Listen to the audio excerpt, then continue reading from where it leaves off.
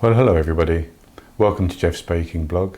Today I'm going to be making some honey oat bread. Now, I looked at a few recipes for this and I did try one which used easy bake or instant yeast, which meant that supposedly you don't have to prove the bread very long at all. You simply create the dough and then put it into a tin and then let it rise for 45 minutes and bake it. Well, it turned out quite nicely. It tasted wonderful, but it didn't rise as much as I think a loaf should rise. So I've opted today to try a different recipe. This one I found on Laura in the Kitchen, a Laura Vitali website, where she does some nice videos and gives the recipe. So I'm going to try her version. And for that I have 400 grams of flour, 75 grams of rolled oats, 35 grams of milk powder, 45 millilitres of melted butter, 7 grams of dry active yeast, and I want 60 millilitres of honey. And I also have 320 millilitres of warm water. Now, to start the process off, we want to put our 60 millilitres of dry honey into the water. And I've actually greased this cup so that the honey, as I've weighed it out, comes out perfectly. And then we'll also pour in our melted butter, stir it round, and pour in our 7 grams, or 1 envelope basically, 1 sachet of dry active yeast. Stir that, and we're going to leave that for 10 to 15 minutes so that the yeast can start to activate. So I'll be back with you after the yeast is activated.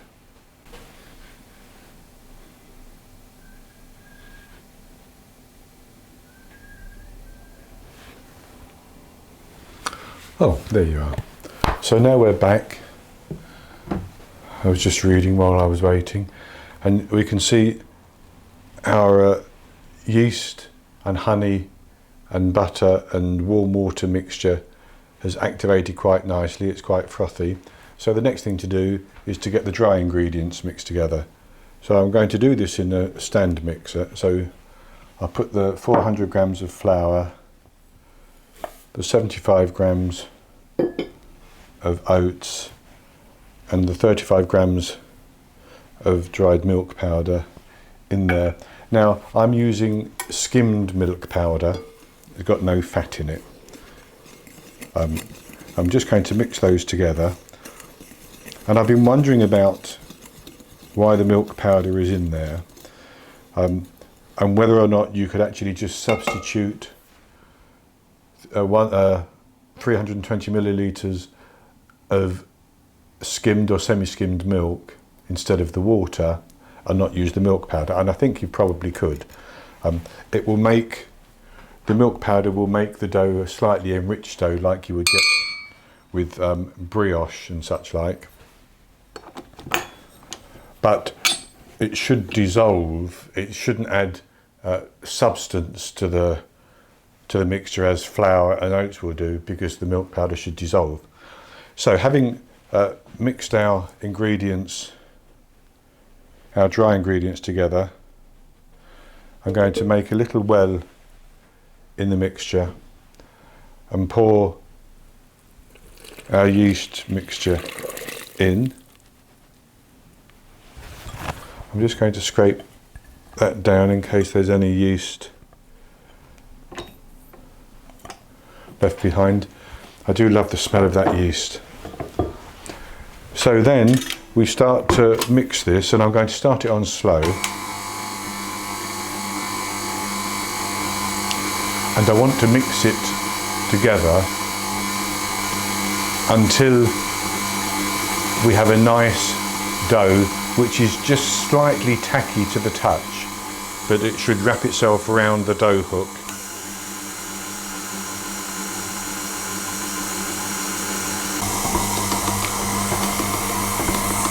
So I've had our dough mixing actually for about 10 minutes.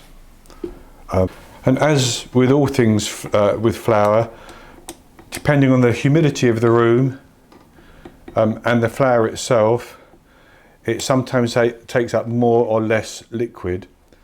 And so in order to get the dough to the consistency that we want, you may have to add a little bit more flour. Now I did add about 10 grams of extra flour, but I have a consistency here, and now I'm just very lightly going to brush this work surface, and I'm going to pull the dough out,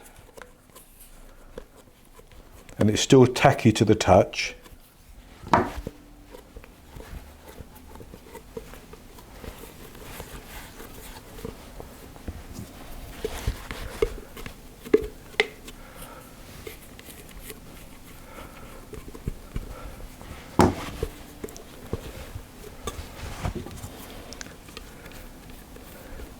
But only, it's not too tacky, and I don't want to add too much flour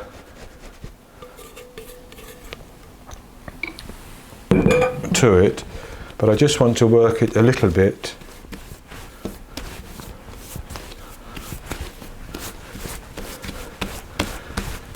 into a nice ball like that. Now I have a large bowl here, and I've greased this bowl, and I'm going to put our dough in the bowl. I'm actually also going to just give it a little squirt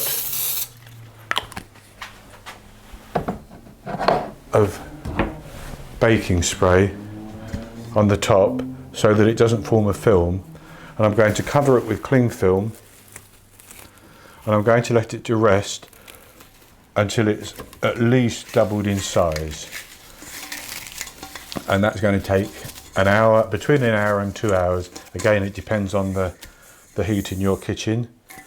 So you leave it in a nice warm place, not a hot place, a warm place, and allow it to rest until it's at least doubled in size, and then I'll be back with you and we'll go on to the next step.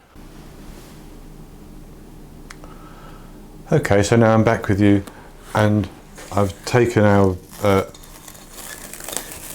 dough that's been covered, and it's been resting for about an hour and 50 minutes, and as you can see, it's more than doubled in size. I've also got a 9" by 5" or a 2-pound loaf tin which I have greased, and what I'm going to do is just tip this dough out like that. I'm going to knock it back just like that, and then I'm going to sort of roll it up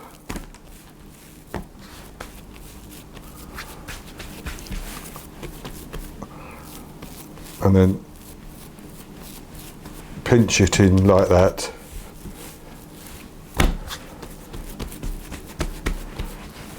Form it into a nice log.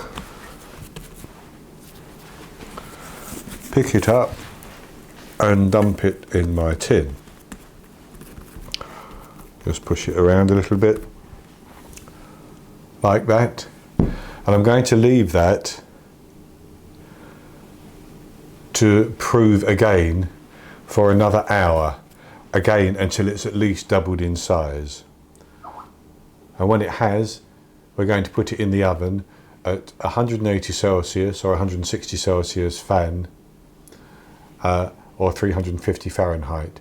So I'll tell you about that when I come back, but at that time the oven will be preheated, ready to bake, and I will just top the risen dough a little bit so it looks nice when it comes out of the oven. So I'll be back with you in an hour to go on to the next stage. Okay, so now it's coming up for an hour since I put this dough into the loaf pan, and it's beginning to just stick out over the edge here. So now's the time I want to get it into the oven to bake. So I have the oven preheating at 180 Celsius, 350 Fahrenheit, that's 160 Celsius with a fan. And then what I've got here is 2 tablespoons, or about 2 tablespoons of honey, which I've warmed up a little bit. Basically, I put some hot water in one of these dishes and just stood that in it and let it warm up. And then I have some more rolled oats, 2 or 3 tablespoons. What I'm going to do is very, very gently brush some honey onto the top of this. I don't want to deflate the loaf.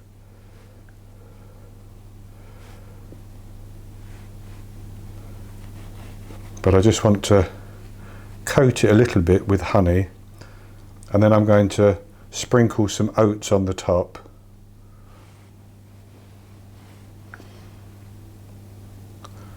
It doesn't matter if you don't get every square centimetre or square inch coated, just enough to get some of the oats sticking.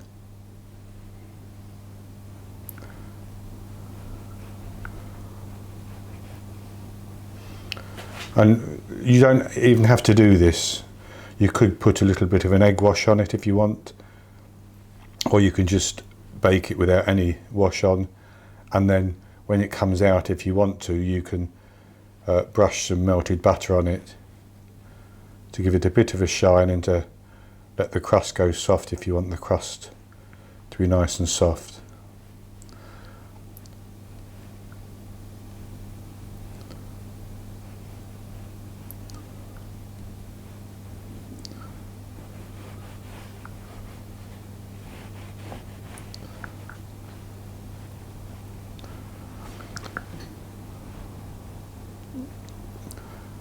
And this honey is going to give the top of each slice a nice sweet taste as well, of course.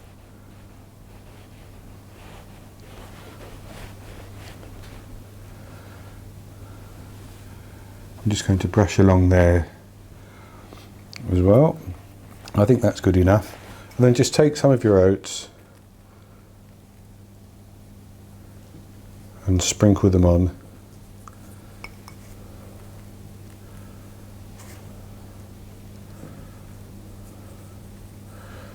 It doesn't matter if you put too many on and they don't stick, because you can always shake them off after baking.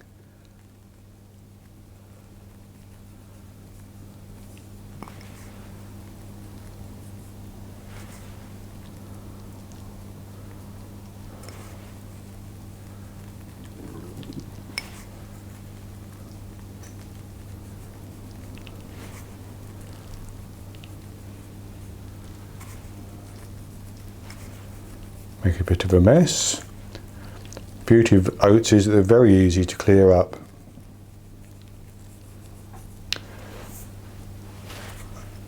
Okay, so I'll just put a couple more there, and that's fine. I'll check the oven.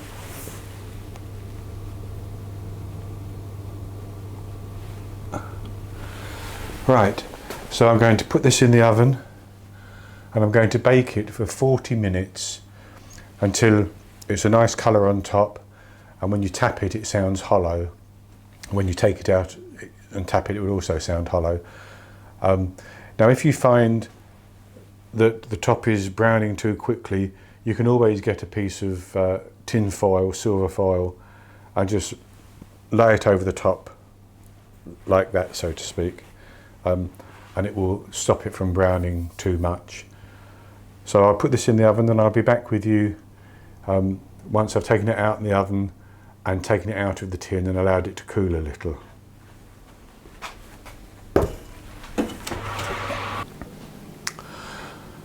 Right, so I've taken the loaf out of the oven Now it has sunk a little bit in the middle because it was slightly domed. I think that may be because I cooked it using the fan in the oven, and maybe if I just cooked it at 180 Celsius instead of 160 fan, it would have not sunk like that. But nevertheless, it still seems to have worked reasonably well. I was going to let it cool down completely, but I just can't resist cutting it.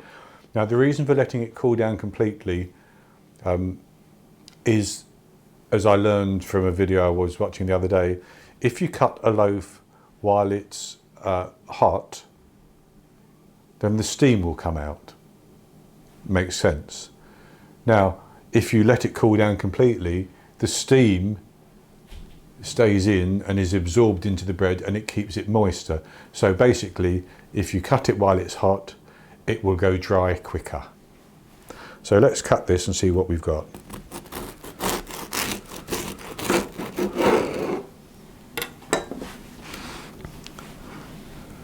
We have a nice loaf there, as you can see, and nicely cooked. I'm pressing it to make sure.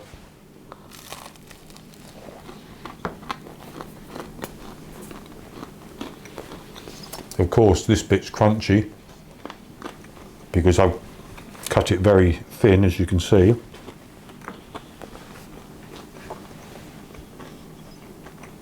I can taste the honey on the top. Yep.